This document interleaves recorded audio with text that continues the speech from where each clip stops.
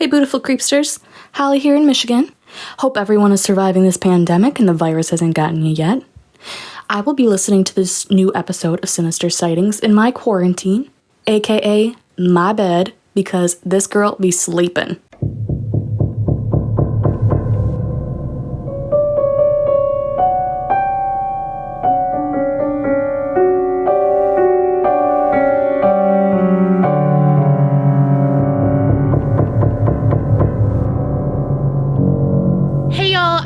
And I'm Carrie. And we are Paranormal Chicks.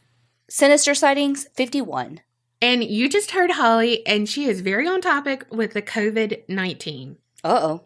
And she was like, I'm sleeping in bed. Me too, girl. Me too. Hiding underneath the covers. Hide your kids, hide your wife.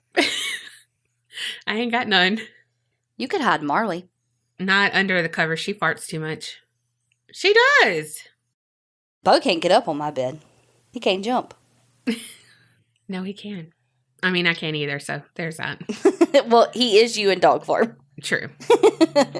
Thank you so much, Holly, for that intro. If y'all want to do an intro to a Sinister Sightings episode, head on over to patreon.com/theapcpodcast. All right, first one is the prom mom. Hey ladies, I wasn't sure about sending this one in because it's a severe trigger warning, but please tell it the best way you can. Okay, so my friend and I were talking and she was telling me about the story she heard when she was in middle school about a girl near where she lived that had a baby during prom. She wasn't sure about the details, so you know me and Google are BFFs, so I decided to do a quick Google search and I found this story. Melissa Drexler was born in 1978, and when she was 18, she was nicknamed by the media as the prom mom. In 1997, she delivered a baby in the bathroom stall during her high school prom. She kept her pregnancy a secret from everyone. According to everyone, she showed no signs of her pregnancy. On June 6, 1997, she gave birth in the bathroom about 20 minutes after complaining of stomach cramps.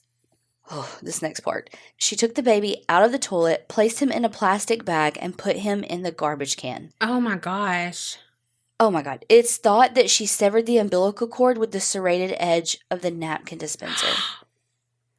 Oh my gosh. According to the prosecutor, a friend asked her if she was all right, and she replied, "I'll be done soon. Go tell the boys we'll be right out." She then returned to the prom, ate a salad, and danced with her boyfriend. When the teachers asked her and her friends about the blood in the bathroom, she told them she was having a heavy menstrual period.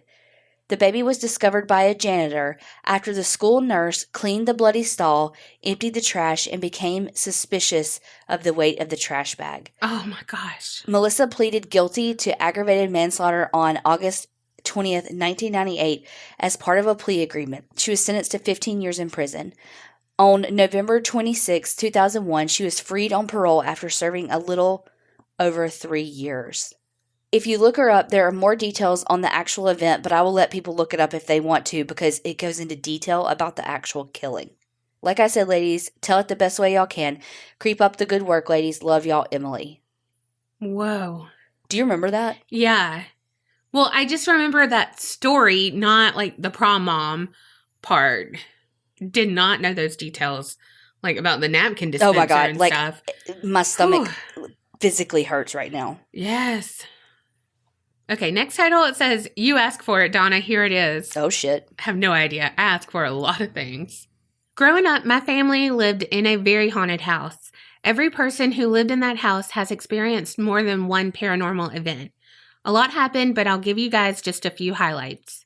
I was young, around 7, when we moved there, but I'm pretty sure it started with seeing shadows pass us out of the corner of our eyes and thinking you saw something, but nothing was there.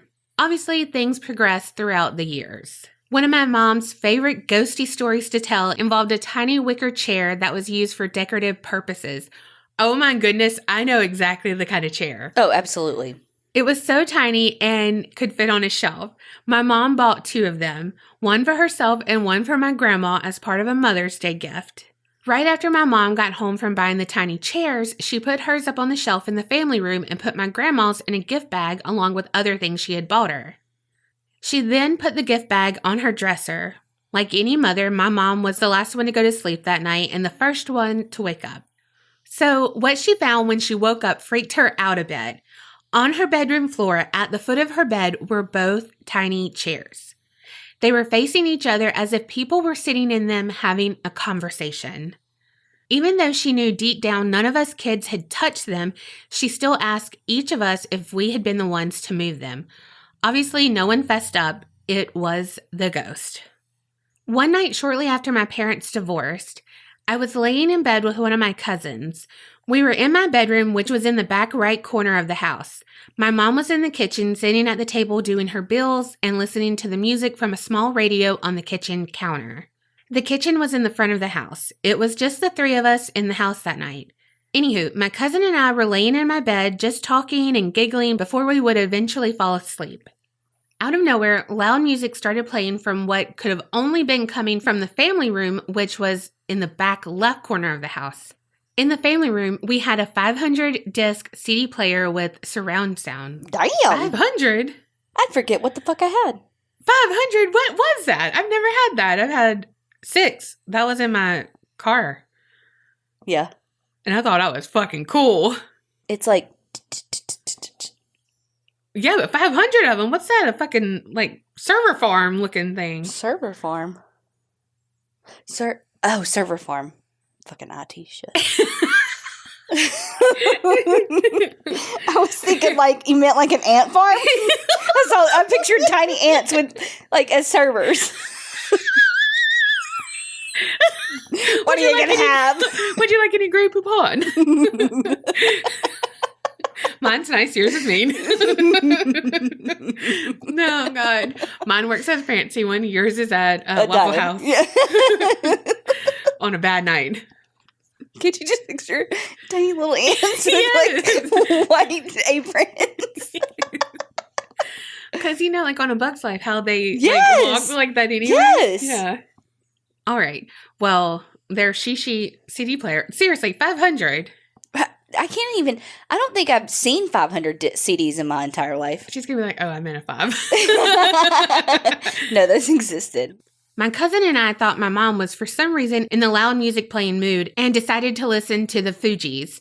The song Killing Me Softly was playing basically at full blast. Since my cousin and I liked that song, we just sang along. But when the time came in the song where Lauryn Hill breaks it down singing, whoa, oh, whoa, I can't. We could hear my mom singing along with it too. And boy, was her singing terrible. Girl, I can't say anything because, so is mine. Hence why I didn't sing that part. So my cousin and I started yelling to my mom, shut up, God, you're terrible. Stop, Mom, turn it off. Yes, very bratty preteens.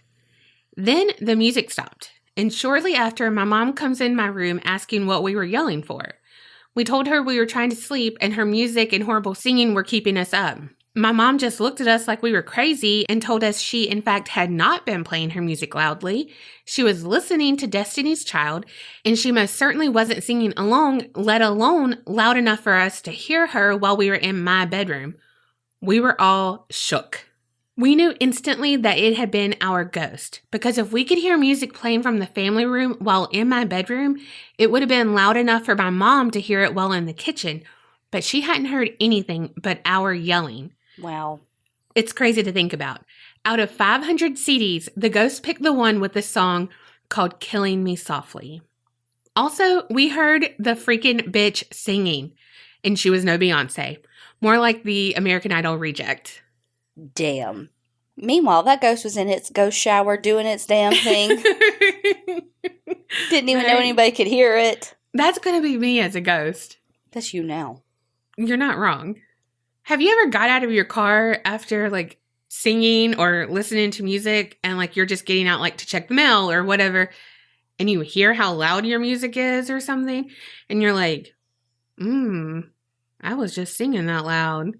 Like, shit. Yeah. One time I was in my car breaking it down to some Lady Gaga, and a friend pulled up beside me and heard me singing, and they, like, rolled their window and was like, oh, that's good! And I was like, oh, fuck. Oh, my God. I said, you can hear me? And they were like, yes. Oh, my God. You know that gif where...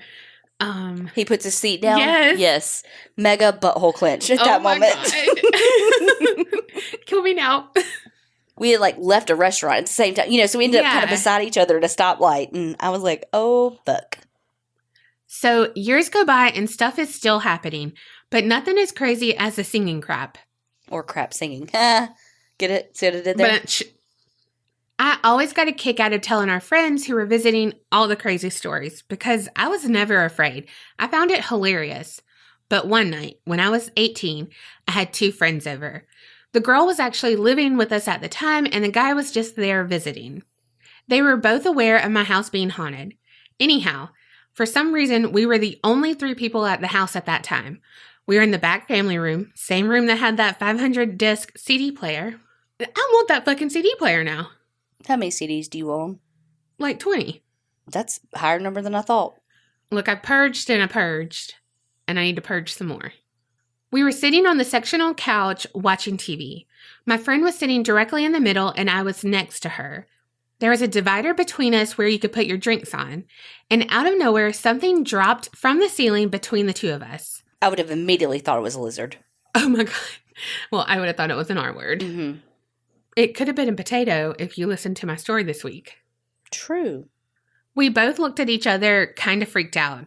I looked down, and it was a dime. A freaking dime just fell from the ceiling between us. Needless to say, both of my friends ran out of the house as fast as they could.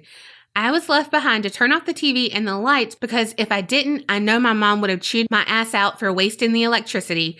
LOL, ghost or not, I better not ever leave any light on. Well, I'm glad you don't work at Motel 6. Lame. I know this is already pretty long, but I haven't even told you the craziest shit. When I was little, every night when I would close my eyes to go to sleep, I would see this man-like figure. He was really, really tall, bald, no face, and really pale. His arms were super long, and he seemed to be wearing all black. Except his chest was white as if he had a cardigan on or a shirt under it that was white. The older I got, the more I realized he might have been wearing a suit. Anyhow, I'd see this dude every single night. He would appear when I got real sleepy, like right before I'd fall asleep. I never told anyone about seeing him. He was my little secret. He never spoke, but sometimes he wouldn't be alone. It would either be just him or a huge crowd of people-like figures and him in the way, way back. Being so tall, he would tower over everyone. What? And he'd just stare at me. I was never afraid of him, just curious. But like I said, I never once mentioned him to anyone. Skip ahead like 15 to 20 years later, my mom has moved out of that house. It's Thanksgiving, and me and my 2 brothers, me, my mom, and stepdad, and my brother's girlfriend were all at my mom's new house eating dinner. There's a TV on because football, duh. We are all just shooting the shit, laughing, joking, and making fun of each other when a trailer for a movie comes on TV. It catches my brother's eye. He kind of freaks out and says, "Mom, do you remember that really tall thing, Robbie, who was our neighborhood friend, and I saw in that old house that one day and we ran from it? That's what it looked like." And my other brother chimes in and says, "What? No way, I saw the same thing in the reflection of the TV standing behind me once at the old house." At this point, I'm silent, just freaking out internally. What was the movie trailer for, you might ask? Slender Man. That's right. All 3 of us kids had some kind of interaction with the Slender Man-like creature at least 15 years before the internet made him a creepy tale. When she was saying that, I was like, oh, this is Slender Man. Yeah. This is Slender Man. Could you imagine that? Like seeing that so long and being like, wait, that's not fake. Yeah. Oh, okay. So here's what happened to my brothers. Brother number 1. The family room is at the back of the house and has a sliding glass door that leads out to the backyard. If you're coming in from the backyard, through the sliding door, you can see straight ahead a bathroom. That bathroom has 2 doors, and if both doors are open, you can see the front of the house where the den is. Well, I guess my brother and one of the neighborhood boys were going to our house to play. They opened up the back door, and when they got the door open, they looked inside the house, and in the den they saw this tall, skinny, bald thing dressed in black. His arms were really long, but they say they saw him standing there as if he were caught in mid-stride, as if he was just as surprised to see them as they were to see him. Needless to say, they both ran away screaming, leaving the back door wide open. Brother number 2. This also happened in the back family room. In that room was a half-circle sectional couch. In order to sit on the couch, you had to walk from behind it, go around it, and sit down. Sounds weird written out, but looked normal. So my brother was watching TV by himself, and either he was flipping through the channels or the TV turned black real quick for some reason. I don't know.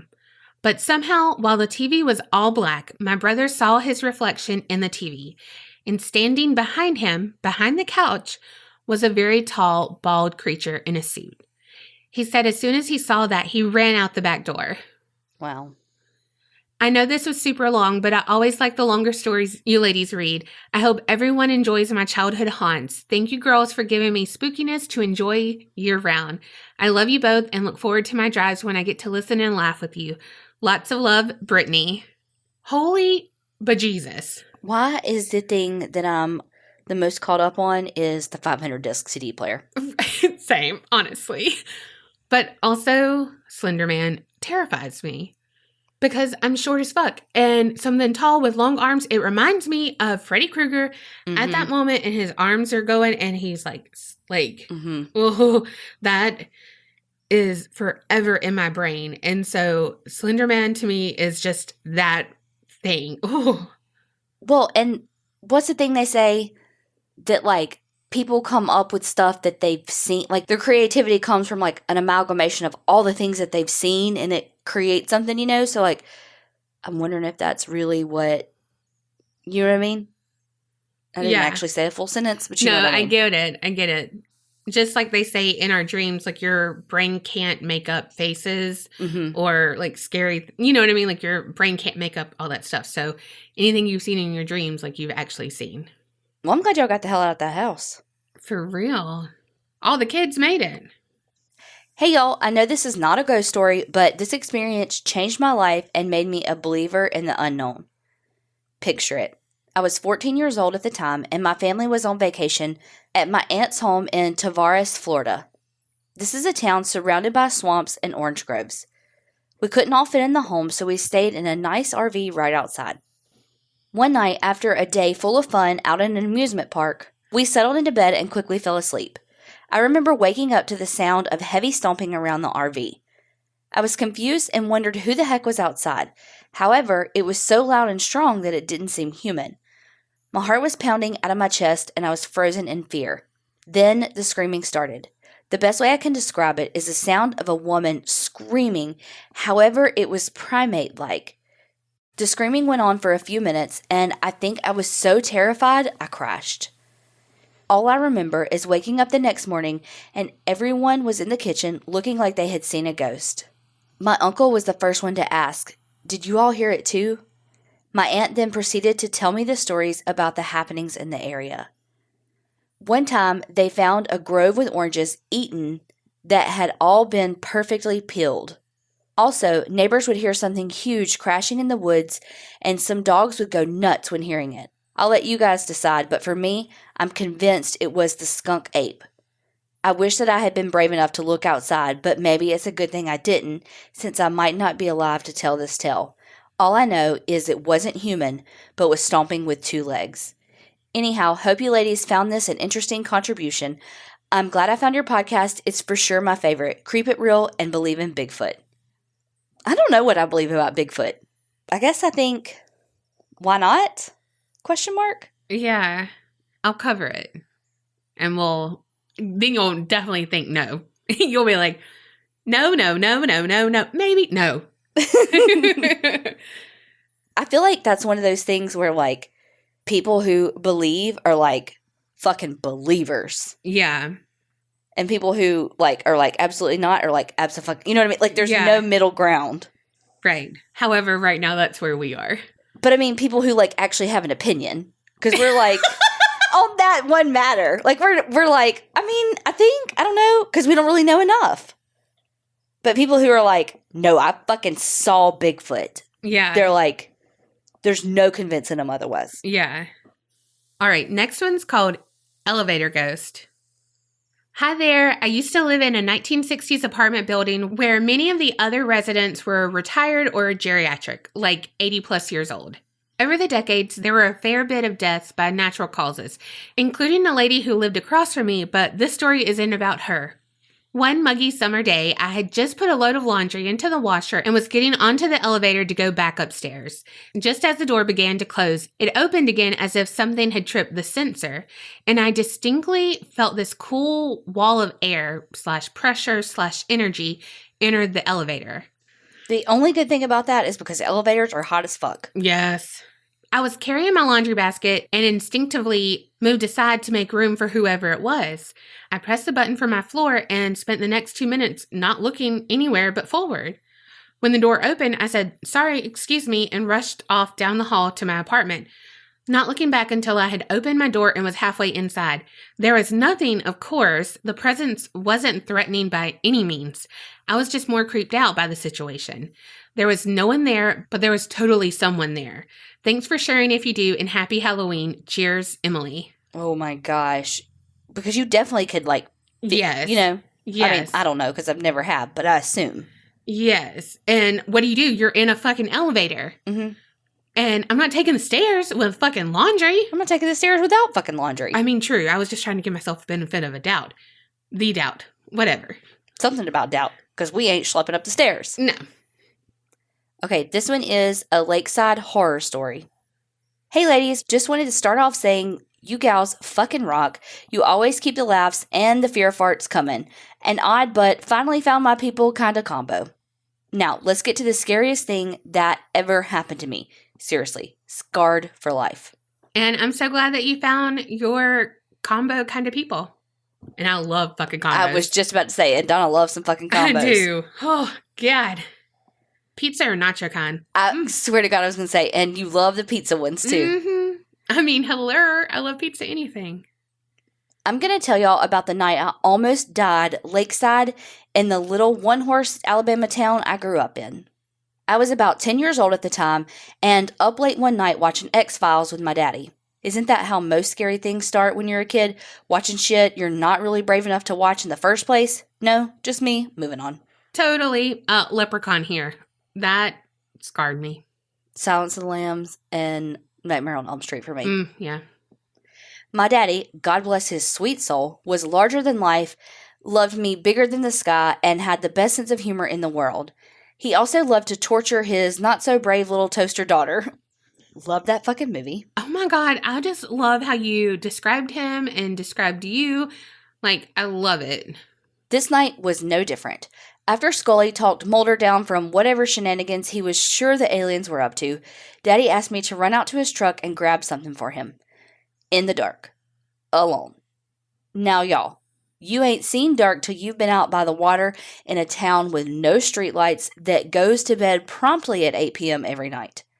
I mustered my courage and set off on my 10-foot walk from our porch to his pickup, grabbed whatever I was grabbing, and slammed the truck door behind me.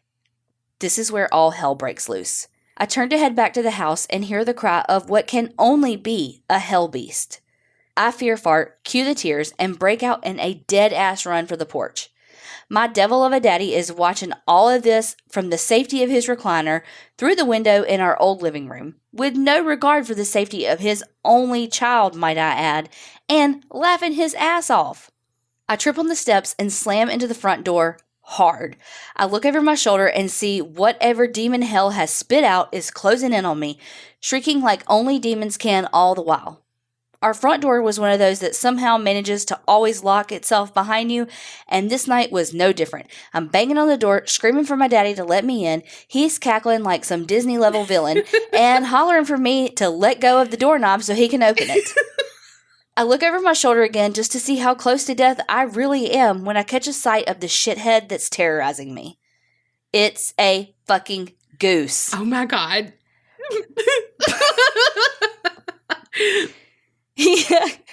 He's got the devil in his eyes and he's a biggin.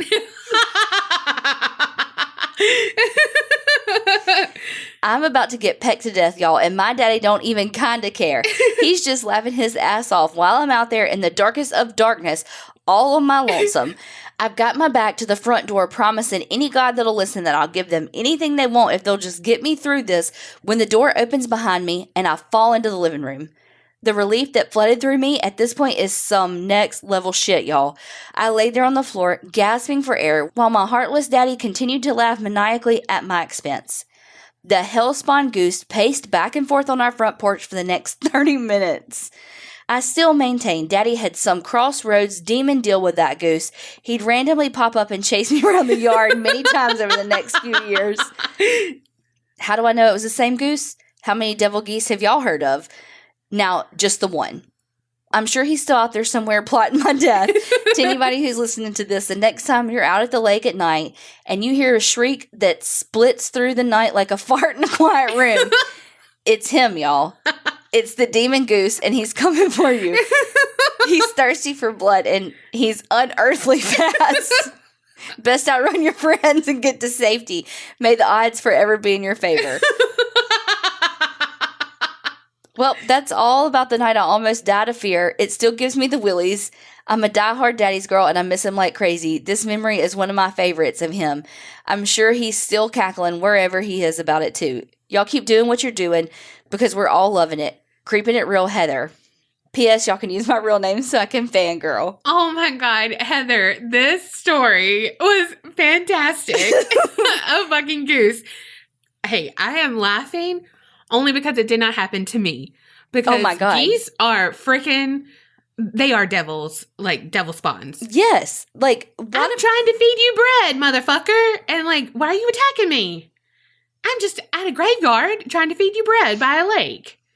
Why are you at a graveyard? You've never done that? At a graveyard? Yeah. No. Oh. Oh. Okay. I fucking hate a bird. Yes. Says the person who was on a cruise one time, and when she came back, she had a picture. She had fucking parrots and birds all over her. Because they can't do anything. They're trained. I was like, what the fuck? Tell that to the lions who bit people's heads off. True, but their beaks are rounded. This one's called I'm Not a Black-Eyed Child, I swear. Oh, shit. Hi, ladies, and happy Halloween. I have been listening to your 31 Days of Halloween, and you mentioned how much black-eyed children stories scare you.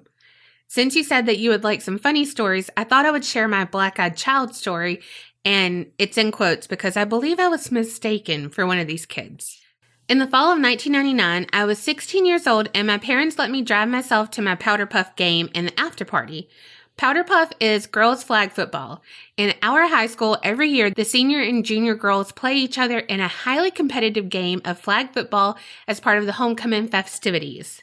It is rare that juniors ever win, but my class had a lot more athletes, so we crushed the seniors.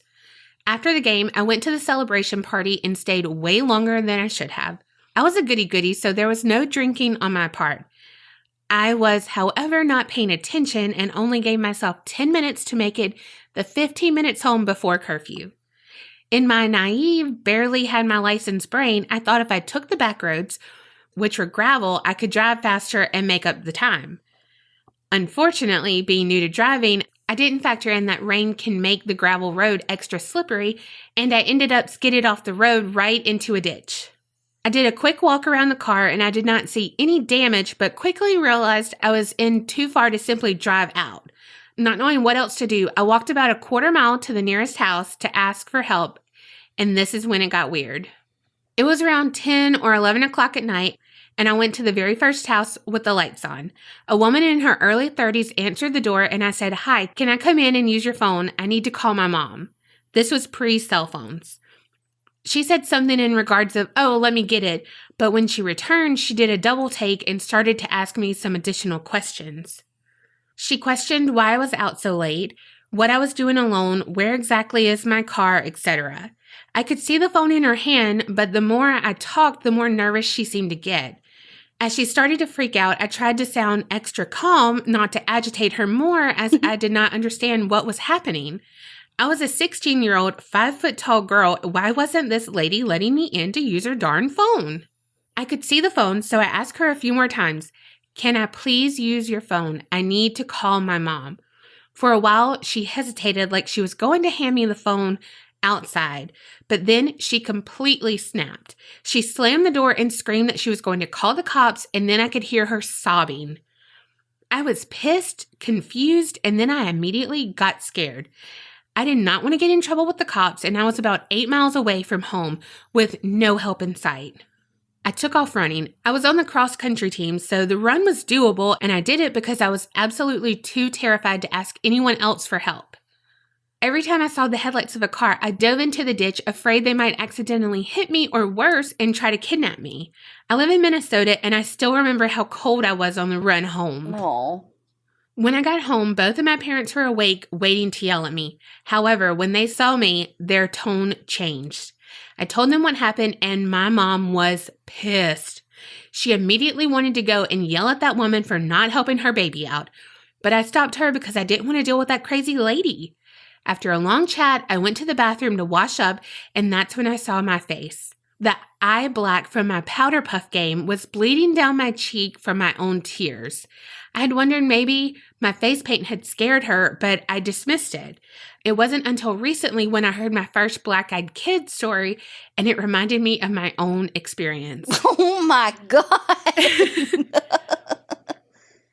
Is it possible that I could have been mistaken for one of these kids?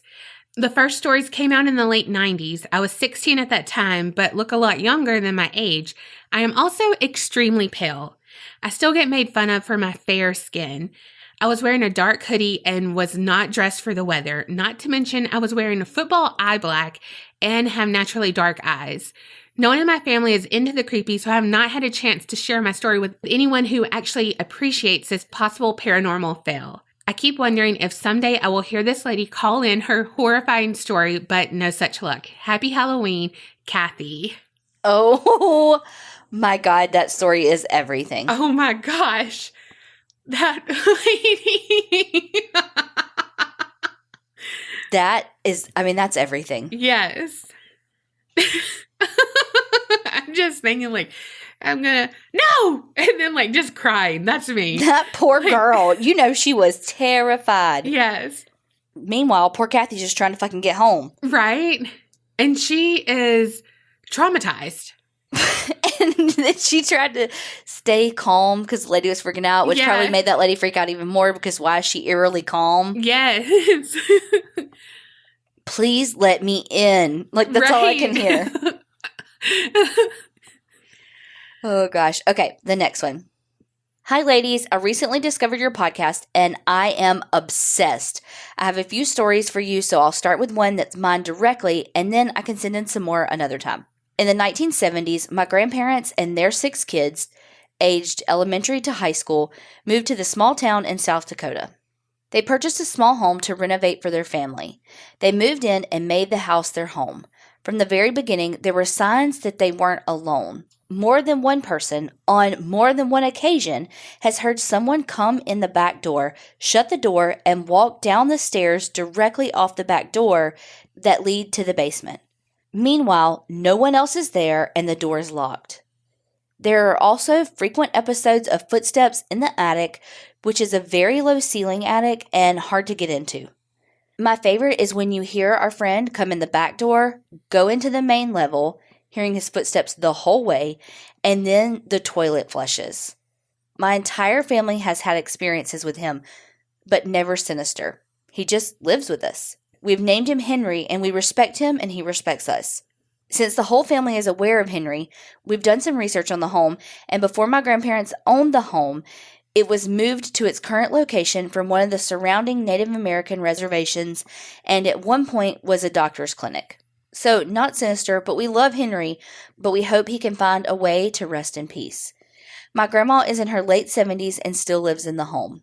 The other one I'll tell you today is very personal. My maternal grandpa, who I adored and was very close with, died after a long battle with cancer when I was 15. His death hit me and really my whole family very hard. In my mid-20s, I was going through a hard partying phase and had gotten to a low point and decided to take a break from everything and everyone and find myself. So late at night, I was sleeping off a long day of self-reflection, and I woke up to someone sitting down on the foot of my bed. I didn't sit up or anything. I just kind of rolled over and saw what you might call a shadow person at the end of my bed. He didn't speak or move or even look like a person, but I could tell it was the shape of a person, but just a shadow. I instantly knew it was my grandpa. I wasn't scared. I felt instantly calm. And then I heard in my head, not an out loud voice, say, "It's all going to be okay. I'm here. I love you." I blinked and it was over. From that moment on, I've been able to face a lot of challenges, knowing that I am loved, and in the end, it will all be okay because he's watching out for me. It's brought me so much peace throughout the last 15 years of my life. I feel so blessed to have had that experience. Thanks for giving me a place to enjoy paranormal and true crime all in one spot. I'll send some local crime soon. I think we even have a local haunted bridge, but I want to confirm before I tell the story. Dale. That is an amazing personal story. Like, how special is that? And Dale, when you were saying, like, you love when you can hear your friend come over, I was like, wait, what? Oh, friend. It's a ghost. Yeah. I'm slow on the uptake. I'm so glad that your grandfather came to tell you, like, you got this, you know? Yes. All right. Hey, girls. First off, I'm obsessed with your podcast. I listen to and from work and even at work sometimes. I laugh out loud in my car, and I really don't care how I look to others. They don't know what they are missing out on. I apologize if this is long. You can cut what you need to. And if you could, please call me Blanche. Anyway, I have 2 things to share. One is a sinister sighting in my house, and the other is a true crime story about a possible serial killer that I went to college with. Yes, like sat at the same table with him and hung out in the same circle of friends. What the fuck? Oh my God. Okay, so on to my sinister sighting. My husband and I bought our first house 2 years ago. We live in South Florida, and the area we live is not old by ghost standards. We were talking the house is built in 1993, not 1893. Anyway, there have been a few strange occurrences, and I think we have a ghost because we have no other way to explain what happens. The creepiest to me was when my husband left for work one morning before I did, and it was still dark. I was getting ready in the bathroom, and all of a sudden, I heard this loud noise from the laundry room. FYI, our house is really small, so you can hear a pin drop from pretty much anywhere. Okay, back to the story. So I hear this loud noise, and I think it's my husband coming back into the house because he forgot something. I come out of the room and I call for him, but I don't see him because I would since the house is a cracker box, basically. I go into the laundry room and don't really see anything out of place. I just assumed something fell and I missed it. I shrug it off and go about my day. Fast forward to that evening, and I ask my husband to check the cameras. We hear the loud noise and me coming out and calling out to him. Then you see the camera in the laundry room and a roll of paper towels fly off the shelf. No, they didn't just tumble, roll, or fall. Those effers flew off the shelf like someone was pissed. That was really the strangest. The other instances are my husband will ask if I've got my heels on in the other room. I'm always like, no, why would I have my heels on? And he always says he hears someone walking around on the tile. I don't ever hear it. Another thing, he'll be in the guest room playing his guitar and he wears headphones. He asked me if I ever peek my head around the corner and try to sneak up on him and then run off. And I'm like, no, what the fuck? I would totally do that for the record. Me too. Oh my God. Not wear heels at the house though. Oh, but the sneaking up? Mm-hmm. Mm-hmm. I only wear heels in one position, horizontal. Oh God. Damn. He says he sometimes feels like someone's watching him, then he'll look up and see a shadowy thing run away. I told him that if I ever do look in on him, I will say something. And lastly, we'll be dead ass asleep in our room and we'll hear something in the living room. Our TV in the living room will randomly come on in the middle of the night. I don't know how the fuck it gets turned on because you have to turn the TV on, then the cable box in order for it to turn on. The other night, it happened around 3 a.m. I got up and went and turned it off, then hauled my ass back into bed. Now onto the possible serial killer co-ed. I went to a small, at the time, private college and hung out with a lot of athletes, mostly football players. I graduated in 2001 and I keep in touch with some of my friends/acquaintances from my time there. Well, anyway, I was watching the news back in 2014, and they're talking about a missing girl from UVA, Hannah Graham. You may remember the story. As the story develops, they find her killer, Jesse Matthews. They show a picture of him back in college, and what do you know? It's the same college I went to. Then I see his picture and freak the F out. In the pic, he is standing next to one of my best guy friends. Oh my God, I totally remember him. He was accused of rape while at college. Oh my God. I didn't know this until all of this came out. And he had several other instances of crime that he had committed or been accused of committing from 2000 until he got caught after the murder of Hannah Graham. I say possible serial killer because he was only convicted of 2, but they think he may be responsible for more. So yeah, those are my stories. I have another one, but I'll save it for another time. Thank you, girls, for all of your hard work on the podcast and always keeping us listeners in stitches. Creep It Real, Blanche. Whoa. You got a ghost, girl. You got a ghost. And that has to be so crazy to be like looking at something on, on the news and being like, wait, I know him. Yeah. And not in the fun, like, elf way. Right? That's a mind fuck. I had to say fuck apparently because she said F a lot, but just had to get that in there, I guess. Well, as always, these stories did not disappoint. Y'all freaking rock. All the stories are always so good. Keep them coming. We're loving doing this every week. Yeah. Like, it's the highlight of my week. Not that I'm, like, glad y'all had these, like, scary times happen to y'all, but I just love hearing about them. And them not happening to me. That's the damn truth. If you have any sinister sightings, true crimey stories, y'all know Donna wants some ambient. Yes, sleeping aid stories. Yes, oh my God. Love. Send them in to us, aparanormalchicks@gmail.com. And remember, Creep it real and don't get scared.